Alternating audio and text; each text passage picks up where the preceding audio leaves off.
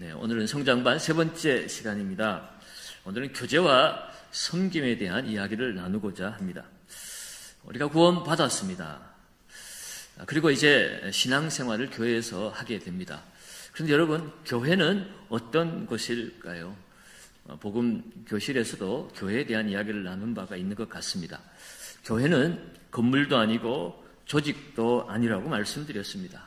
교회는 구원받은 사람들의 공동체, 그것이 바로 교회의 본질임을 우리는 말씀을 통해 이미 배웠지요. 성경은 특별히 교회를 은유적으로 많이 표현을 합니다. 대표적으로는 하나님의 가족이 교회의 모습이라고도 하고요. 또 교회를 그리스도의 몸으로 비유하기도 합니다. 때로는 교회는 하나님이 거하시는 처소, 성령의 전, 하나님의 전으로 표현하기도 합니다. 오늘은 특별히 하나님의 가족으로서의 교회에 대해서 함께 말씀의 은혜를 나누고자 합니다. 그래서 오늘 교단에도 나와 있지만 첫 번째로 교회는 하나님의 뭐라고요? 가족이라고 하는 것입니다. 하나님은 이 세상을 창조하실 때에 공동체를 창조하셨다고 말씀을 드린 바가 있죠. 오늘 교환에도 나오지만 창조 때에 하나님께서 어떻게 이 세상을 창조하셨는지 창세기 1장 26절은 이렇게 기록하고 있습니다. 같이 한번 읽어볼까요? 하나님이 이르시되 우리의 형상을 따라 우리의 모양대로 우리가 사람을 만들고, 하나님께서는 우리의 형상을 따라 우리의 모양대로 우리가 사람을 만들고, 여기에서 하나님은 자신을 우리라고 표현하고 있습니다. 복수로 표현하고 있죠. 하나님은 삼위일체, 성부, 성자, 성령 삼위일체 하나님으로 존재하고 계십니다. 공동체적 존재 방식이 우리 하나님의 존재 방식입니다. 그래서 우리가 하나님의 모양대로, 형상대로 창조되었다고 하는 것은 첫 번째 의미는 하나님과 교제할 수 있는 영적 존재로 하나님의 형상이라는 뜻을 가지고 있고, 두 번째로는 오늘 우리가 함께 나누고자 하는 말씀처럼 공동체적 삶을 살도록 하나님은 사람에게 DNA를 심어 놓으셨다는 것입니다. 그래서 성경을 가만히 읽어보면 창조 때에 하나님은 공동체를 창조하셨습니다. 에덴 동산은 어떤 곳입니까? 하나님과 사람이 함께 살도록 만들어진 것이 바로 에덴이었습니다. 그리고 하나님은 사람을 창조할 때에 혼자 있는 것을 하나님 좋게 여기지 아니하셨죠. 창세기 2장 18절에 뭐라고 나와 있습니까? 여호와 하나님이 이르시되 사람이 혼자 사는 것이 좋지 아니하니 내가 그를 위하여 돕는 배필을 지으리라 하시니라. 그러니까 하나님은 사람을 창조하실 때에 남자와 여자로 부부 공동체로 창조하셨음 또한 우리가 볼 수가 있습니다. 그러니까 에덴, 낙원은 하나님과 사람이 더불어 함께 살 때 거기에 행복의 낙원이 되는 것이고, 남자와 여자가 부부가 되어 함께 사는 그곳이 낙원이라고 하는 것입니다. 인류가 그 낙원을 잃어버리게 된 것도 사실은 공동체가 파괴됨으로부터 시작이 되어집니다. 처음부터 하나님의 사람들을 시기하고 질투하고 하나님과 하나님의 형상으로서 만들어진 사람과의 관계를 깨뜨리기 위해서 사단이 아담에게, 하와에게 유혹을 하고 죄에 빠뜨려 버렸습니다. 그 결과로 어떻게 되었습니까? 거룩하신 하나님과 죄를 가지고 그 하나님 앞에 함께 더불어 살 수 없게 되었기 때문에 아담과 하와는 하나님과의 관계가 끊어져 버렸죠. 에덴에서 추방을 당했습니다. 하나님과 사람과의 관계만 끊어진 것이 아닙니다. 아내는 남편은 아내를 서로 책임 전가하면서 서로 관계가, 신뢰 관계를 잃어버렸지요. 뿐만 아니라 여러분, 최초의 살인도 바로 형제 간의 살인이었습니다. 그 아담의 아들 가인이 동생 아벨을 쳐 죽인 최초의 살인 사건도 죄 지은 이후에 가족 간의 공동체성이 파괴가 되었기 때문입니다. 뿐만 아니라 자연과 사람은 더불어서 함께 서로 공생공존하는 그런 아름다운 관계였지만, 그러나 자연재해를 통해서 사람들은 자연 속에서도 고통과 어려움을 당하고, 또 사람은 그 자연을 파괴하면서 행복을 추구하려고 하고 있습니다. 오늘날 이 세상에서 느끼는 불행이라고 하는 것도 근본적으로 따지고 들어가 보면 바로 그 하나님이 디자인하신 이 창조세계, 공동체로 살도록 창조하신 그 하나님의 설계가 무너졌기 때문이죠. 물론 하나님이 무너뜨린 건 아니지만 사람이 그것을 하나님의 계획대로 살지 않았기 때문에 오늘 이 세상에 고통과 불행이 찾아왔다고 해도 틀린 말이 아니라는 것입니다. 그러므로 하나님께서 이 구원의 역사를 이루어 감도, 사실은 무너진 이 공동체를 회복해 나아감으로 하나님의 구원 역사가 이루어지고 있습니다. 그들이 에덴에서 추방을 당했지만, 부부관계에 금이 갔지만 어찌하든지 그들이 부부로서 그들의 삶을 회복시켜 나아가는 것이 구원 역사의 과정이죠. 우리가 원래 들어서 창세기를 1장 1절부터 읽어왔지만 그렇지 않습니까? 하나님은 가인의 후손들을 통해서가 아니라, 아벨이 죽었지만 아벨을 대신하여 셋을 하나님은 허락하셨고, 그 셋의 아들 에노스를 통해서 하나님 이름을 부르는 자들, 하나님을 예배하는 자들을 통하여 하나님의 구원 역사를 이루어가고 계시는 것을 볼 수가 있습니다. 그것이 마침내 아브라함을 부르시고 이삭과 야곱과 그 야곱의 12아들을 통해서 한 민족을 이루게 하시고, 그 안에 다윗의 후손으로 오실 예수 그리스도를 보내어주시고 약속하시고, 마침내 때가 되어 그 예수 그리스도가 오셔서 하나님과 사람과의 죄로 인하여 끊어진 관계를 회복시켜 주셨습니다. 그 안에서 참된 가족의 공동체성을 회복해 나아가도록 하셨습니다. 그것이 바로 교회입니다. 예수님은 부활 승천하신 이후에 약속하신 대로 성령을 보내주셨고, 오순절날 성령이 강림하심으로 말미암아서 태어나게 된 것이 바로 오늘날의 신약의 교회입니다. 그 교회를 통해서 하나님은 하나님의 나라를 회복시켜 나아가시는 사명을 교회에 주셨습니다. 그런 면에서 여러분, 교회는요, 하나님의 창조 행위의 연장선상에 있다고 해도 틀린 말이 아닙니다. 하나님의 그 창조가 계속되어지는 것이 교회를 통하여서라는 것입니다. 그래서 여러분, 교회는요, 정말 중요한 것입니다. 그래서 교회는 하나님의 전이기도 하고 하나님의 몸이기도 하는 것이에요. 그러므로 여러분, 이 인류의 완성은 교회를 통해서 이루어지는 것입니다. 교회가 그 인류의 완성을 향하여 달려가고 있습니다.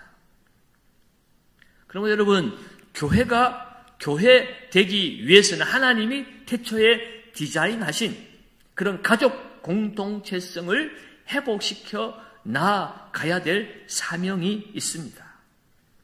마태복음 12장 50절에 보면 이런 말씀이 있어요.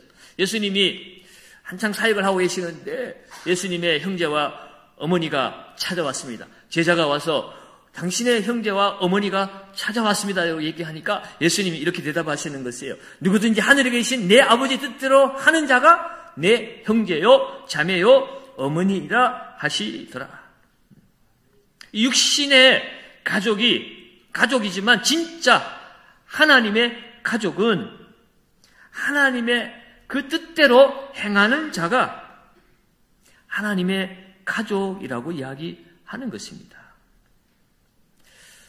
육신의 가족만 가족이 아니라 우리가 예수님을 믿는 하나님의 자녀가 되었다면 그 하나님의 가정의 법을 따라서 하나님의 말씀을 따라 순종하며 살아갈 때의 진짜 가족이라는 것이에요. 그래서 여러분, 교환에도 나와 있지만 오늘날 교회에서 우리가 사용하는 용어들을 가만히 따지고 보면 다 가정에서 쓰여지는 가족의 언어입니다. 하나님을 아빠라고 부르잖아요. 아버지라고 부르잖아요. 그리고 우리는 하나님의 자녀입니다. 또 하나님을 주라고 부르고 주님을 주라고 부를 때 그 주인이라고 하는 것은 이 가정의 주인이라는 것이에요. 가장이라는 것입니다. 제자들은 예수님의 주님의 종이고 또 교회의 성도들은 주님의 자녀들이 되어서 서로 형제요 자매라고 그렇게 부르고 있습니다. 그러면 여러분 우리가 교회 간다라고 얘기했을 때 사실 교회 간다는 말은 어떤 장소로 간다는 말이 아닙니다. 하나님 아버지가 계시고 하나님의 자녀들이 함께 모여 있는 내 가족에게 간다. 그것이 교회 간다는 의미예요. 교회는 삼북동 80번지에 있는 그 건물로 가는 것이 교회가 아닙니다. 여기에 여러분들이 없다면 그냥 시멘트 공간으로 가는 거예요. 여러분들이 있을 때 내 옆에 함께 하나님을 아버지라고 부르는 하나님의 사람들이 있을 때에 진짜 교회 가는 것입니다. 거기에 의미가 있는 것이에요.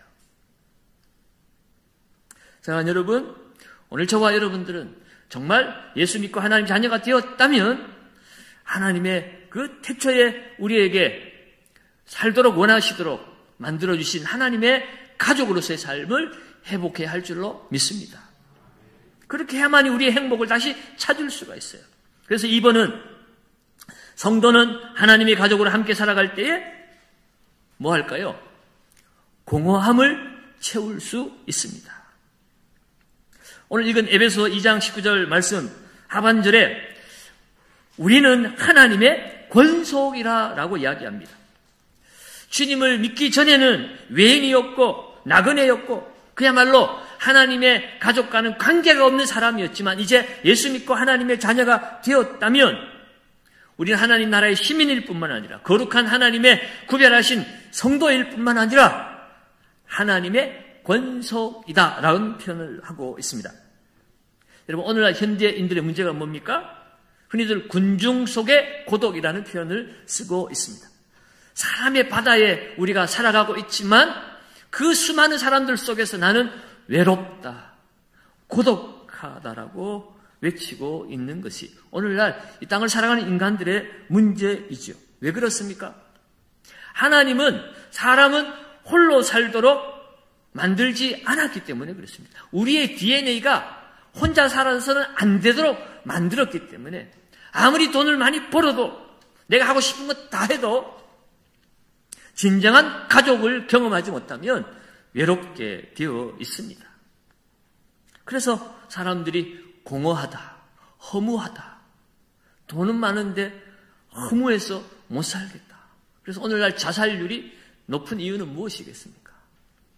단군 이래에 이렇게 잘 살아본 적 없고 이렇게 힘 있는 적, 이렇게 좋은 환경에서 살아본 적이 없는데 자살률은 그 어느 시대보다도 최고로 높죠. 왜 그럴까요? 허무해서 그래요. 공허해서 그렇습니다. 하나님의 나라에는 공허하지 않습니다. 홀로 있지 않습니다. 하나님께는 고아가 없어요. 하나님의 가족만 있을 뿐입니다. 여러분, 하나님의 권속을 했을 때 이 권속은 헬라어로 오이케이오스라는 말인데요. 이 말은 쉽게 말하면 그 집안에 딸린 식솔들, 식구들을 말하는 것입니다. 오늘날 우리가 이 땅에 태어나면 내가 싫든 좋든 인류라고 하는, 크게 보면 인류라는 공동체 안에 나는 자동적으로 속하게 됩니다. 마찬가지로 내가 예수 믿었습니까? 그렇다면 내가 싫든 좋든 나는 그리스도의 가족에 자동으로 포함되어지는 거예요. 내가 선택해서 그리스도인이 되었다. 그러니 나는 내 마음대로 할 수 있다. 그게 아닙니다. 여러분, 아이가 집에서 태어나면 그 아이는 싫든 좋든 그 집의 가족이 되는 거예요. 우리 아들, 딸이 우리 집에 태어나서 내 아들, 딸이 되는 거죠. 우리 식구가 되는 거죠. 그런데 오늘날 교회에서 과연 예수 믿었는데 함께 그 가족의 소속감을 느끼고 그 가족의 기쁨을 우리가 제대로 누리고 있느냐라고 했을 때 오늘날 현대교회는 그러한 가족 공동체성을 너무나 많이 잃어버리고 살아가고 있습니다. 주일을 한번 예배만 딸랑 드리고 가는 사람들은 하나님의 가족의 경험을 못하는 것이에요. 물론 하나님과 종적인 관계 속에서 하나님의 말씀이 선포되어지고 그 말씀의 은혜를 받고 감동, 감화를 받아 그 기쁨은 있겠지요. 그러나 행적으로 하나님이 디자인하시고 하나님 우리를 이 땅에 그렇게 살도록 원하시는 가족의 삶은 전혀 누리지 못하고 있습니다. 예수 믿으면 자동적으로 우리는 하나님의 가족이 되어 살아야 함에도 불구하고 그런 삶을 살지 못해요. 옆에 앉은 사람이 누구인지도 내가 교회 10년 다녀도 이 사람이 누구인지 모르고 살아갈 때가 많습니다. 얼굴은 아는데 도대체 어디에 사는지 이름은 뭔지도 모르고 그저 눈인사만 하고 그렇게 헤어지는 경우가 얼마나 많은지 모릅니다. 행적인 관계에서 형식적인 관계로 끝나버리기 때문에 그렇습니다. 그래서 여러분 교회는 대급으로 모여서 주일날 한번 예배 드리고 끝나서는 안 되는 거예요. 그래 하나님이 원하시는 방법이 아닙니다. 하나님은 하나님이 구원해서 하나님 자녀를 삼아 주셨을 때는 하나님의 가족으로서 살라고 하나님이 교회를 세워주신 것입니다. 교회는 건물이 아니에요. 조직이 아니에요. 교회는 가족입니다. 그 가족의 공동체성을 회복하기 위해서는 어찌하든지 여러분 그 소그룹으로 함께 사랑을 나누고 생각을 나누고 기쁨을 나누고 함께 기도하고 함께 위로하고 격려할 수 있는 그런 공동체적 삶을 살아낼 수 있는 그런 공간을 그런 환경을 우리가 교회 안에 만들어야 하는 것입니다. 그래서 우리 교회는 그 소그룹 사역을 계속하려고 애를 써왔어요. 그것이 사랑방이든 전도회든 셀 모임이든 아니면 성경 묵상이든 교사 모임이든 내가 함께 내 마음과 생각과 하나님의 뜻을, 말씀을, 내 기도를, 내 고통과 아픔을 함께 나눌 수 있는 그런 가족으로서의 공동체가 교회 안에 있어야 한다는 것입니다. 여러분 그 안에 들어가서 함께 말씀을 주일날 목사님 통해서 받은 말씀을 나 혼자 간직하는 것이 아니라 나는 이런 깨달음이 있었어. 나는 여기에서 은혜를 받았어. 나는 이렇게 변화되기를 원해. 서로 함께 은혜를 주고받다 보면 여러분 나만 이런 문제가 있는 것이 아니었구나. 저 사람도 이런 고통과 아픔이 있구나. 함께 격려도 해주고 또 격려받기도 하고 그러면서 서로의 빈 공간이 채워지는 것입니다. 그렇게 살아가는 곳에 허무가 있을 수가 없습니다. 공허가 있을 수가 없습니다. 서로 위로와 격려를 나누며 함께 기도하며 연대감을 가지고 소속감을 가지고 나는 가족이구나. 나를 바라봐주는 사람이 있구나. 나를 축복해주는 사람이 있고 격려해주는 사람이 있구나. 그런 사랑의 공간이 있는 사람은 절대로 자살하지 않습니다. 허무하지 않습니다. 그러면 여러분 오늘 주님은 우리에게 말씀하십니다. 네가 정말 하나님의 자녀냐? 내 아버지의 뜻대로 행하는 자가 내 형제요 자매요 내 어머니라 라고 말씀하고 있습니다. 사랑하는 여러분 교회 안에서 내가 구원받아 하나님의 자녀라는 그 구원의 기쁨이 있습니까? 그렇다면 여러분 함께 사랑을 나눌 수 있는 그런 가족 공동체, 신앙 공동체 안으로 들어가셔야 합니다. 그 안에서 나만을 위한 삶이 아니라 서로 함께 격려하고 축복하고 기쁨과 슬픔을 나누면서 거기에 하나님이 임재하시고 말씀의 은혜가 내 삶의 능력이 되고 내 모든 고통과 아픔의 문제가 해결되어지고 하나님의 살아계심을 거기에서 경험하고 천국을 거기에서 경험하고 그래서 그보다 더 나은 천국을 소망하게 되는 것입니다. 교회가 하나님의 가족인데 교회가 하나님이 주인이시고 하나님의 몸이라고 하는데 하나님이 이곳에 임재하신다고 하는데 교회에 와서 기쁨도 없고 감사도 없고 즐거움도 없고 소망도 없고 그렇다면 천국이 어떻게 사모가 되어지겠습니까? 그냥 책 속에 있는 이야기고 누군가의 설교 안에 있는 거지. 뿐만 아니라 하나님의 가족으로 함께 살아갈 때에 성도는 성장하게 됩니다.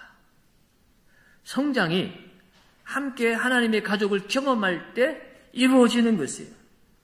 고린도서 3장 12절에서 14절 말씀을 한번 읽어봅니다. 그러므로 너희는 하나님이 택하사 거룩하고 사랑받는 자처럼 긍휼과 자비와 겸손과 온유와 오래 참음을 옷 입고 누가 누구에게 불만이 있거든 서로 용납하여 피차 용서하되 주께서 너희를 용서하신 것 같이 너희도 그리하고 이 모든 것 위에 사랑을 더하라. 이는 온전하게 매는 띠니라. 아멘. 성도가 소그룹으로 함께 모여서 거기에서 무엇을 합니까? 긍휼을 베푸는 것입니다. 자비를 베푸는 것입니다. 겸손과 온유와 오래 참음을 거기에서 경험하는 것이에요. 서로 용납하고 용서하고 서로 사랑하면서 변화되는 것입니다. 나는 혼자 있는 것이 좋으니까 나 건드리지 마세요 라고 얘기하는 사람들이 있어요.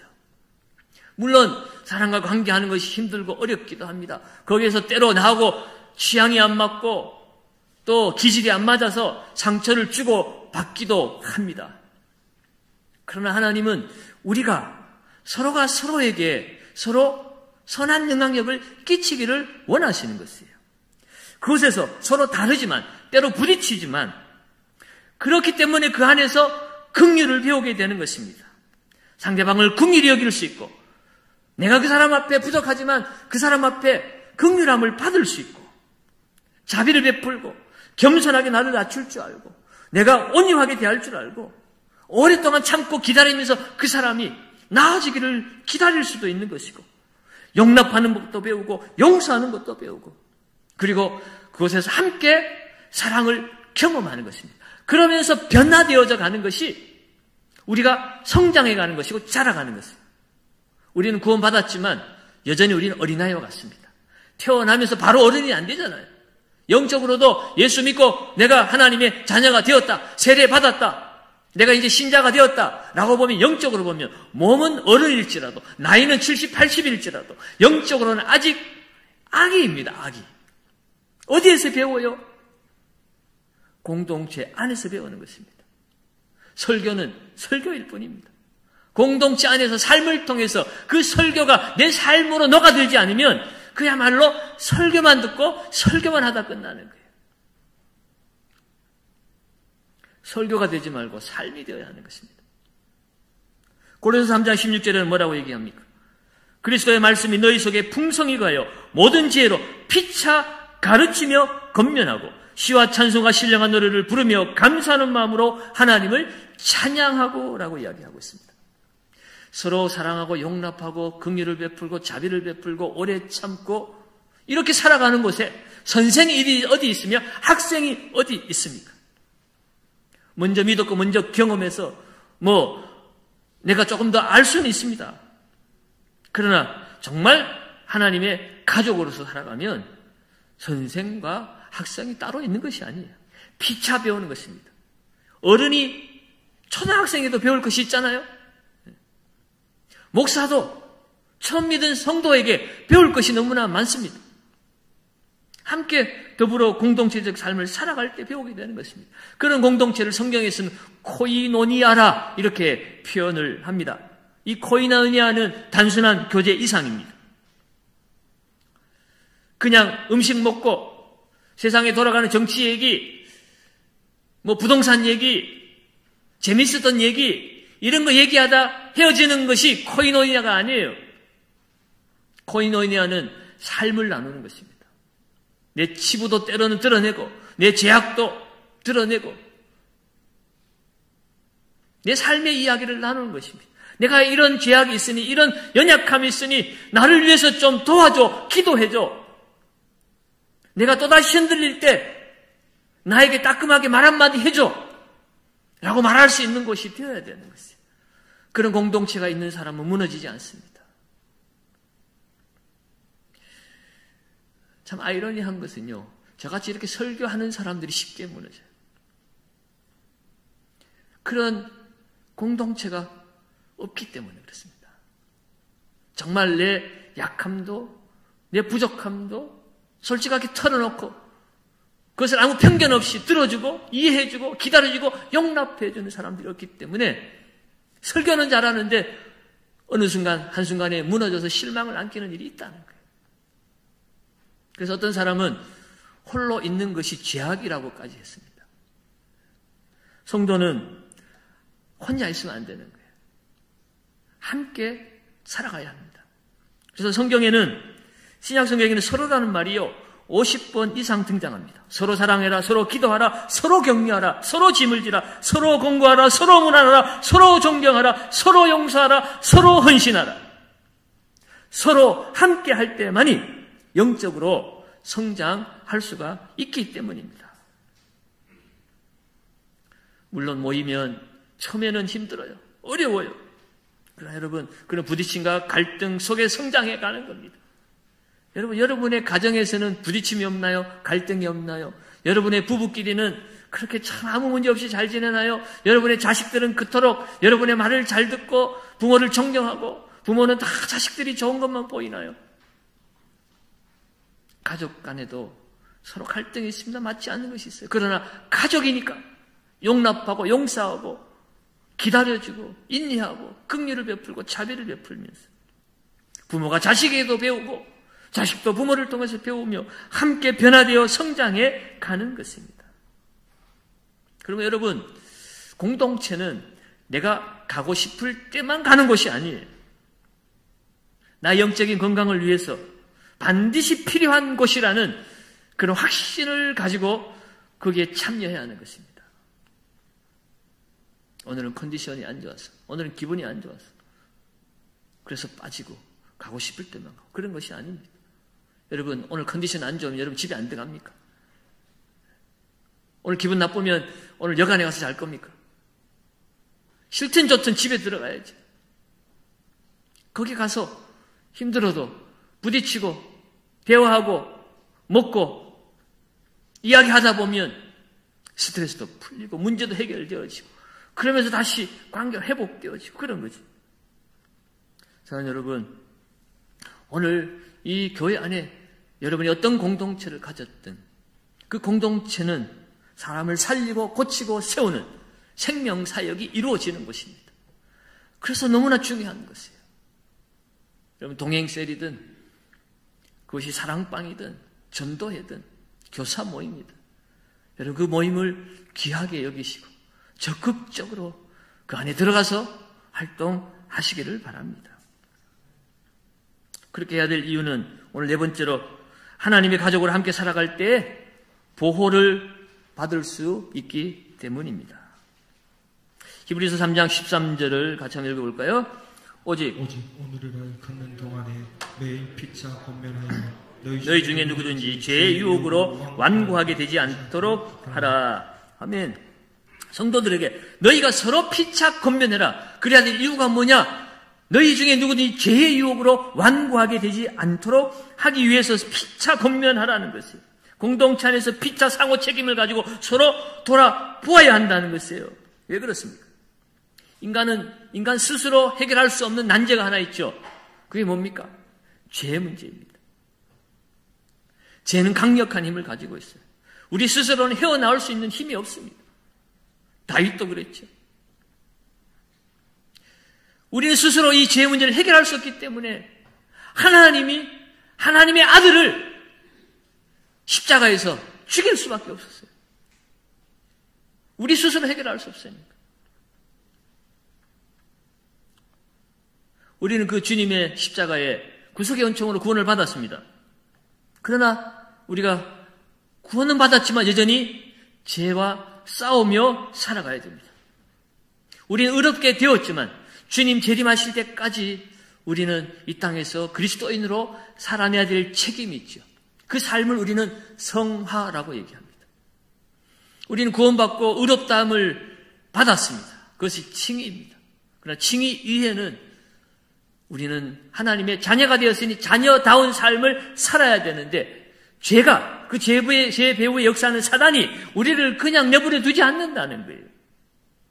그래서 우리가 이 죄와 싸워서 이기기 위해서는 피차서로 권면하고 가르치며 돌아보는 삶을 살아야 합니다.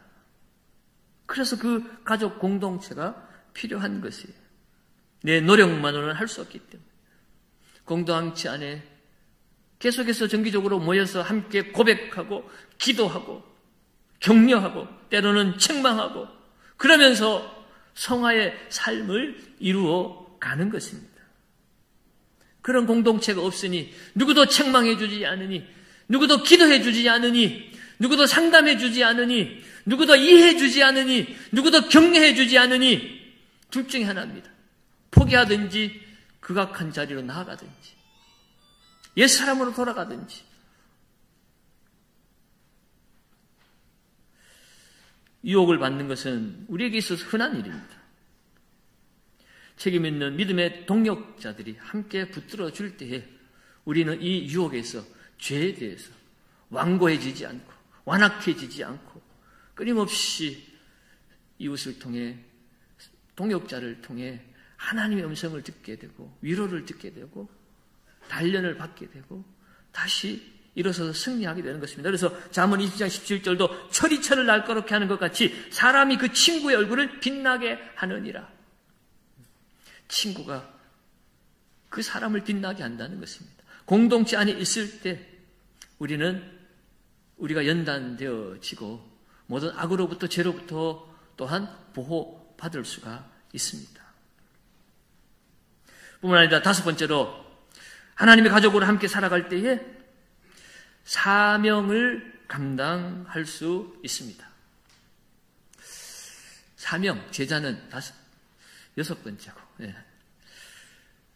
우리가 하나님의 가족으로 살아갈 때 사명 감당합니다. 여러분, 예수 믿고 거듭났다는 것이 단순히 이제 다르게 먹는 것 그 차원이 아니잖아요. 옛날에 빵 먹고 살다가 예수 믿고 거듭났으니까 이제는 고기 먹고 살아야지. 그게 아니잖아요. 예수 믿는 게 먹는 거 종류가 바뀌는 거 아니잖아요. 옛날에는 사기치면서 돈 벌었는데 예수 믿고 나서 이제는 좀 착한 일을 하면서 돈 벌어야지. 그게 아니잖아요. 예수 믿는 것은 도덕, 윤리 이상입니다. 도덕적, 종교적, 윤리적 삶을 추구한다면 굳이 예수 안 믿어도 돼요. 불경을 읽어도 된단 말입니다. 유교 경전을 찾아서 논어를 찾아서 읽어도 얼마든지 우리는 도덕적 윤리적 삶을 잘 살아낼 수가 있습니다. 여러분, 우리가 하나님의 자녀라면 우리는 이제 다르게 살아야 될 사람입니다. 분명히 하나님이 이 세상을 통치하시고 다스리면서 하나님이 이루실 하나님의 위대한 구원 역사의 목적이 있잖아요. 거기에 우리는 하나님의 가족으로 부름을 받았고 교회로 세움을 받았습니다. 교회는 사명 공동체이기도 합니다. 가족이 되어서 사명 이루라는 것입니다. 우리끼리 잘 먹고 짝짝꿍 하면서 살아가라고 가족으로 만들어 놓은 게 아니에요. 우리가 가족다운 삶을 살 때 불신자들이 그것을 보고 아하, 여기에 하나님이 계시구나. 하나님의 나라가 존재하는구나. 하나님이 보이지 않고 하나님 나라가 보이지 않지만 구원받은 성도들이 하나님의 가족으로서 말씀 안에서 온전하게 살아가는 삶을 세상 사람들에게 보여줄 때 그거 보고 사람들이 예수를 만나는 거예요. 구원을 받는 것입니다. 그 사명을 우리가 하나님의 가족으로서 살아갈 때 이룰 수 있다는 거예요. 마태복음 18장 20절에 뭐라고 나와 있습니까? 같이 읽습니다. 두세 사람이 내 이름으로 모인 곳에는 나도 그들 중에 있느니라. 아멘. 우리가 두세 사람이 모여서 함께 하나님의 가족 공동체적 삶을 살아갈 때 거기에 십자가의 피가 흐르게 되는 것입니다. 주님이 그곳에 계심으로 나도 주님과 함께 죽을 수가 있는 것입니다. 주님이 하늘 보좌 오르신 이 땅에 내려오신 것처럼 나도 겸손한 자리로 내려갈 수가 있습니다. 용서가 되어지는 것입니다. 겸손하지 못하고 용서하지 못하는 이유가 무엇이에요? 그곳에 예수님이 없기 때문입니다. 예배당은 있고 설교도 있는데 하나님 말씀대로 살아내지 못해요. 왜? 예수님이 그 모임 안에 없기 때문에. 예수님이 그 가운데 없기 때문에. 예수님 없는 교회도 있을 수가 있습니다. 예수님이 없는 모임도 있을 수가 있다는 거예요. 예수 없는 예배당, 예수 없는 공동체, nothing이죠. 아무것도 아니잖아요. 주님이 임재하신다는 것은 주님이 그 안에 역사하신다는 것입니다. 두세 사람이 모여서 주님이 함께 하시는 삶을 살 때 주님이 계시기에 성령의 능력이 나타납니다. 상처가 있어도 주님의 은혜가 그 상처를 덮습니다. 하나님의 꿈이 나의 비전이 됩니다. 삶의 이유와 목적이 생기는 거예요. 거기에서 하나님 나라가 확장이 되어지는 것입니다. 예수님이 그 십자가 사역을 이루시면서 3년 동안 뭘 하셨습니까? 12제자 불렀어요. 왜 바로 그냥 십자가 가시지 왜 12제자 3년 동안 동고동락하면서 그들을 가르쳤습니까? 예수님의 그 구원 사역은 십자가에서 죽으시고 부활하시는 것으로 끝나는 것이 아니라 그것을 주님이 다시 오실 때까지 주님의 그 구원 역사가 마지막 종말의 때 이루어지기까지 그 일을 대신하여 이루어낼 사명자들을 세우시기 위해서 주님은 제자들을 부르시는 거예요. 그리고 승천하시면서 제자들에게 뭐라고 얘기했습니까? 제자 삼으라고 얘기했습니다. 너희와 똑같은 제자를 만들라는 거예요. 너희가 듣고 배우고 본 바 내가 너희들에게 가르친 것을 너희는 제자를 불러다가 그들에게 똑같이 가르쳐서 그렇게 살아내도록 만들어라는 것입니다. 그 제자들이 바로 오늘날 교회인 것입니다. 오늘날 저와 여러분들이 그 제자의 삶을 살아갈 때에 하나님 주신 사명을 이룰 수가 있습니다. 특별히 고린도후서 1장 11절에도 너희가 우리를 위하여 간구함으로 도우라. 이는 우리가 많은 사람의 기도로 얻은 은사로 말미암아 많은 사람이 우리를 위하여 감사하게 함이니라. 너희가 우리를 위해서 기도할 이유가 있다. 우리를 위해서 기도할 때 하나님이 우리에게 은혜를 베풀어 은사를 주실 때에 그 하나님께 받은 은사를 가지고 우리가 다른 사람들을 도울 수 있다는 거예요. 내가 사명 감당함으로 그 사명을 받은 사명을 통하여서 예수를 믿게 함으로 말미암아 그 사람들의 삶에 감사가 넘치게 하는 복의 통로의 삶을 우리가 살아갈 수 있다라는 사실을 말하고 있는 것입니다. 그러므로 여러분 교회 안에서요 이 친교 모임은 코이노니아는 철저히 전도 지향적입니다.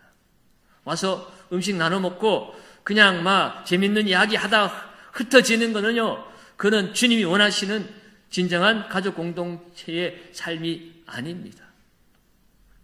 우리가 변화받고 새로워져서 결국은 영혼을 향하여 나아가야 되는 거예요. 거기에 또 다른 초신자가 들어오고 불신자가 들어오고 그 안에서 하나님의 사랑과 은혜가 함께 나누어지는 것입니다. 그래서 하나님의 나라가 확장되어지는 것입니다. 그러한 전도가 이루어져야 돼요. 초대교회는 그렇게 교회가 성장해 갔습니다. 사도행전 보시면 사도행전 2장 46절 47절에 나와 있죠. 날마다 마음을 같이하여 성전에서 모이기를 힘쓰고 또 집에서 떡을 떼며 기쁨과 순전한 마음으로 음식을 먹고 하나님을 찬미하며 또 온 백성에게 칭송을 받으니 주께서 구원받는 사람들을 날마다 더하게 하시니라. 그들이 성전에만 모여서 우리끼리 예배드리고 집에 간 것이 아니에요. 그들은 집으로 돌아가서 집에서 또다시 모여서 함께 떡을 떼며 순전한 마음과 기쁨으로 음식을 나누어 먹고 공동체적 삶을 살았습니다. 교제하는 삶을 살았습니다. 삶을 나누었습니다. 복음이 나누어졌습니다. 그랬더니 그것을 보고 초대교회 많은 사람들이 나도 그곳으로 들어가고 싶다. 나도 그 안에 계신 하나님 만나고 싶다. 교회가 이런 것이구나. 여러분 그때는 이런 예배당이 없었습니다. 지역에 이런 큰 건물을 가지고 교회라고 말하지 않았어요. 오순절 이후에 초대교회는 다 가정에서 모인 것입니다. 여기서 말하는 성전은 예루살렘 성전을 얘기한 것이었지 지금처럼 이런 건물 예배당을 말한 것이 아니었어요. 로마서도 보면 누구누구 집에 문안하라 누구누구 집에 문안하라 그 집이 바로 교회였습니다. 가정이 교회였다는 거예요. 그것이 로마의 콘스탄틴 대제 때 국교화가 되면서 예배당을 지어주고 그냥 예배당으로 다 끌어모아서 거기에서 대그룹으로 예배드리고 거기에서 사제가 가르치는 것을 끝내버린 거예요. 말씀도 듣지 않고 교제도 하지 않고 그것이 종교개혁 이후로 바뀌어져서 말씀이 우리 삶에 들어오고 그리고 또다시 그것을 회복하기 위해서 오늘날 우리가 함께 어찌하든지 소그룹으로 모여서 하나님의 가족을 경험하게 하고자 하는 것 그래서 하나님의 본질을 회복하게 하는 것 그것이 바로 오늘 진정한 성도의 삶을 살게 하고자 하는 교회의 몸부림인 것입니다. 지금 팬데믹 통해서 오늘 이 현대사회에 진짜 회복해야 될 교회의 모습이 무엇인가 우리는 더 절실하게 경험했습니다. 이 예배당은 아무 소용이 없었잖아요. 큰 건물 지어놓고 한 명도 들어오지 못하는 시대를 우리가 겪었잖아요. 그러나 진짜 공동체적 삶을 살아낸 사람들, 4명 이상 모이지 마라 해도 4명이 모여가지고 함께 카톡이든 아니면 줌이든 아니면 따로 모이든 어찌하든지 함께 소그룹으로 서로 소통하면서 말씀과 은혜를 나누는 사람들, 그런 교회는 건강하게 살아남았습니다. 앞으로 현대교회는 바로 그런 모습이 회복되어져야 돼요. 그렇게 살아가는 것이, 그렇게 살아갈 때 우리가 그리스도의 제자임이 증명되어지는 것이에요. 마지막 6번입니다.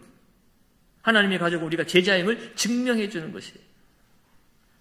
요한복음 14장 35절에 너희가 서로 사랑하면 이로써 모든 사람이 너희가 내 제자인 줄 알리라.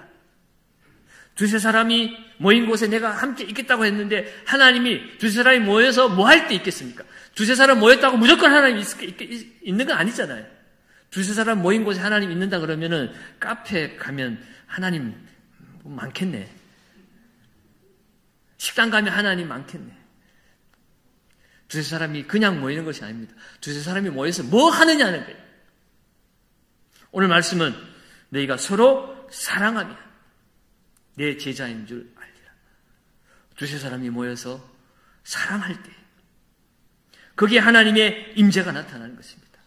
두세 사람이 모여서 아버지의 마음으로 서로 사랑하고 격려할 때 거기에 하나님이 임재하시는 것입니다. 거기에 능력이 나타나는 것입니다. 그래서 진정한 하나님의 말씀대로 순종할 수 있게 되어지고 그것을 통하여서 하나님도 사람도 저 사람들은 정말 예수의 제자들이구나 라고 말한다는 것입니다. 사랑하는 여러분, 마지막입니다. 하나님의 가족 교회는 일이 아니라 관계로 맺어진 공동체입니다. 할 수 있는 한 교회 안에서 서로 간에 좋은 관계를 유지해야 됩니다.